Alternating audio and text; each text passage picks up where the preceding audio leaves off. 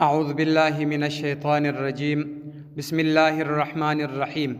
فصل ثابت دی په بیان کې اذا هغه وخت عذر چې سخت سي القيام ولاړه لمرض د وجه د مرض یو سړی ناجوړه دی درېدلی نشي ولاړه نشي کوي حدث ورپېښه سي دته له صلات د مخ د لمانځه او فيها یا په د لمانځه کې یعنی یا په لمانځه کې دی ناجوړه سنو سي درېدلی یا په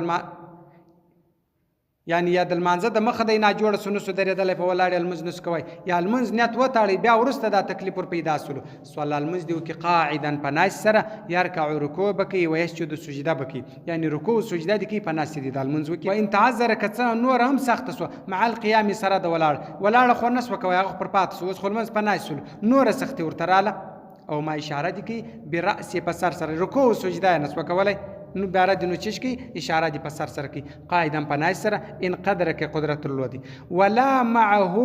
او نصر د ولاړ دی نه چې منز ولاړ وي ولاړه کولای سي خو رکوع سجده نس کوي په ولاړ دې اشاره نه کی دا کارت نه کی په هو دا چې احب شدي وجعل ودي ګرځي سجوده سجده د اشاره اخفض وکشته من رکوع د رکوع چې په اشاره باندې المنز کی چې څونه قدر سر د رکوع د پار راکشته کی د سجده د پار بدرغه لږ اشاره کشته کی لږ بسر نور کشته کی ولا يرفعون دي پورته کوي له دای شي لیسجد سجده وکي علی پر د باندې د ځان ته شي نه پورته کوي چې سجده پر وکي د سجده د پاره هغه شي پورته وکړه کوي سجده د پاره و الا بیان فعل جنبه کچیر دار کم منس کوي فعل جنبه بیا د پر څنګه باندې پرې باسي د پر اړخ باندې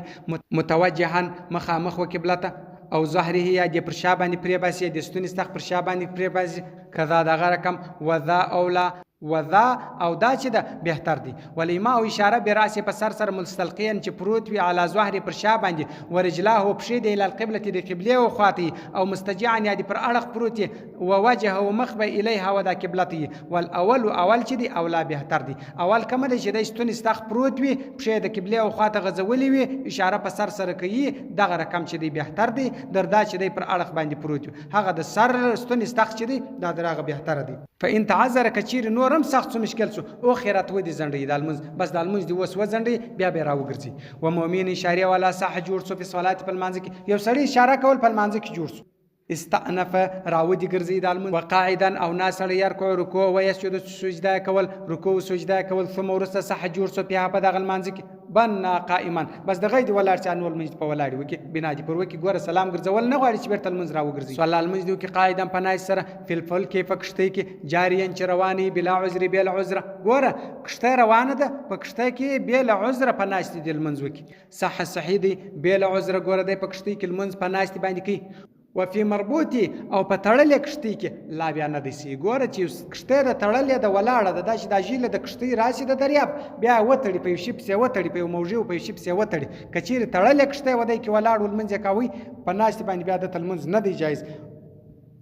دی به لمونځ په ولاړې کوي او که چیرې روانه کشتۍ وه په روانه کشتۍ کې دته لمونځ په ناستې جایز دی هېڅ عذر هم نشته ورته الا بعذر مگر نه بیا له عذره په دغه تړلې کشتۍ کې که چیرې یو عذر ورته ول بیا دې په ناستې وکړي جنه لیونی سو او اغما یا بېهوشي راله علی پر د باندې یوما یوه ورځ ولیلتن یوه شپه یوه ورځ یو سړی لیونی سو یا بېهوشه سو